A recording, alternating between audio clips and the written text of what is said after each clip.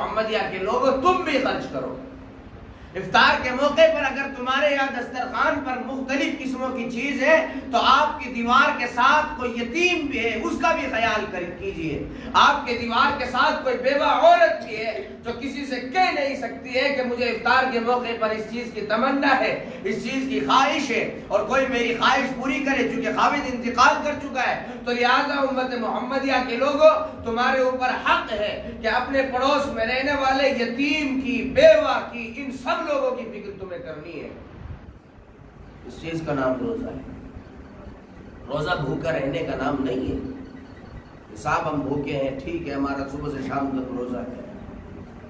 روزہ اس چیز کا بھی نام ہے کہ آپ اپنے عزیز و اقارب میں، اپنے پڑوسیوں میں، یہاں تک کہ اگر آپ کو اللہ تعالیٰ نے فراخی دی ہے، آپ کو اللہ تعالیٰ نے مال کے اعتبار سے وسعت دی ہے، اور آپ کا ایک بھائی مزدور ہے، اس کے پاس خرچ کرنے کے لیے رقم نہیں ہے، وہ اسی طریقے سے روکھی سوکھی غذا کے ساتھ روزہ رکھ رہا ہے اور شام کو کھجور کے ساتھ روزہ افطار کر رہا ہے، تو لہذا رمضان المبارک کے اس مہینے میں آپ اس کے یہاں بھی مختلف قسموں کی چیزیں پہنچاؤ۔ یہ ہے حسن اخلاق۔ حسن اخلاق یہ نہیں ہے کہ آپ نے دسترخوان سجا لیا اور مختلف قسموں کی چیزیں اس پر رکھ لی، اور رکھ لینے کے بعد میں صاحب اپنے نام کے لیے، اپنا نام اور اپنا عہدہ اونچا دکھانے کے لیے تصویریں لے رہے ہیں اور کبھی کسی مقام پر شائع کر رہے ہیں، کبھی کسی مقام پر شائع کر رہے ہیں۔ یہ سب سے زیادہ بد اخلاقی کی بات ہے۔ ٹھیک ہے، اللہ تعالیٰ نے آپ کو فراخی دی ہے،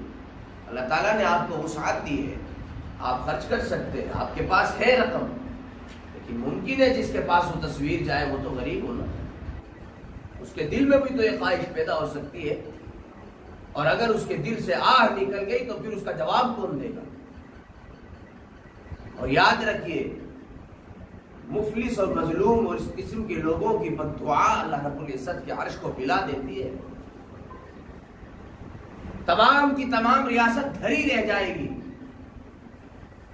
اس لیے اپنے مال پر کبھی گھمنڈ نہ کرے، اور یہ بات ہمیشہ یاد رکھے کہ رمضان المبارک کے مہینے میں ہر حال میں اپنے عزیزوں کو، اپنے اقارب کو، اپنے پڑوسیوں کو، اپنے بھائیوں کو، اگر تمہاری ان سے گفتگو بھی نہیں ہے، خواہ کلام وغیرہ ہو یا نہ ہو، بہرحال اگر کوئی غریب آدمی ہے تو اس کی فکر مندی کے ساتھ اس کے ساتھ جو ہے اچھا معاملہ کرے، کرنا تو ہمیشہ چاہیے۔ لیکن رمضان المبارک کا یہ مہینہ ہمیں پیغام دے رہا ہے کہ یہ مال صرف تمہارا نہیں ہے، اس مال پر کسی اور کے بھی حقوق ہے، یہ مال صرف تمہارا نہیں ہے، اس مال پر دیگر لوگوں کے بھی حقوق ہے، ان کا بھی خیال کیجئے۔ اگر اللہ تعالیٰ نے آپ کو فراخی دی ہے، مال کے اعتبار سے آپ نہایت وسیع ترین انسان ہے، تو لہٰذا آپ کھانے کے مختلف پیکج بنائیے، اور مختلف پیکج بنانے کے بعد میں دینے کے طریقے سے، تقسیم کرنے کے طریقے سے اسے تقسیم کیجیے۔ اگر اللہ تعالیٰ نے آپ کو مال دیا ہے تو پھر اس مال کو یوں ہواؤں میں مت اڑاؤ،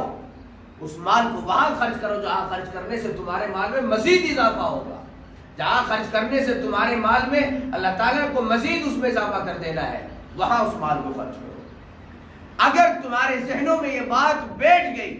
کہ ہم جو اللہ تعالیٰ کی راہ میں مال خرچ کر رہے ہیں، وہ خرچ کرنے سے پہلے اللہ تعالیٰ اس میں مزید اضافہ کر رہا ہے، تو یاد رکھیے یہ قول ہے باقاعدہ طور پر، ایک اسلام میں بزرگ گزرے ہیں، ان کا یہ قول ہے کہ اگر لوگوں کو یہ پتہ چل جائے کہ جو ہم صدقہ خرچ کر رہے ہیں اور اللہ کی راہ میں جو صدقہ دے رہے ہیں، کہ یہ صدقہ بندے کو دینے سے پہلے اللہ تعالیٰ کے ہاتھ میں چلا جاتا ہے، مراد یہ کہ اللہ تعالیٰ کے یہاں قبول ہو جاتا ہے اور اللہ تعالیٰ اس پر نہایت زیادہ اجر بڑھا کر کے دیتا ہے، تو لوگ صدقہ کرنے میں بالکل کنجوسی سے کام لگے۔ تو لہٰذا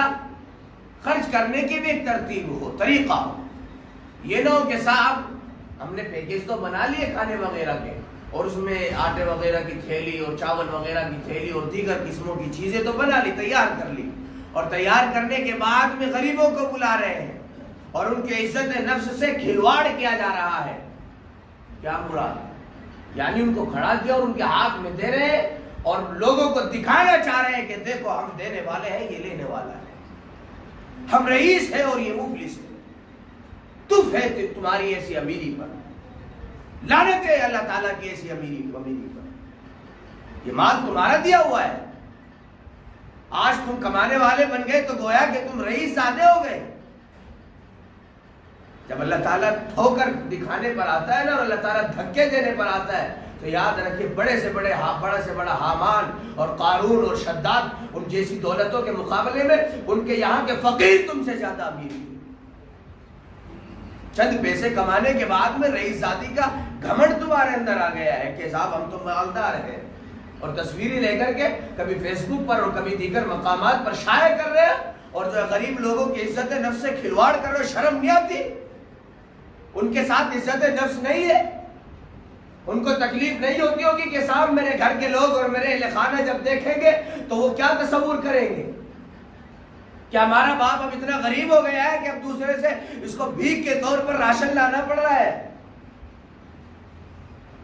تو لہٰذا اللہ تعالیٰ سب کچھ دیکھ رہا ہے،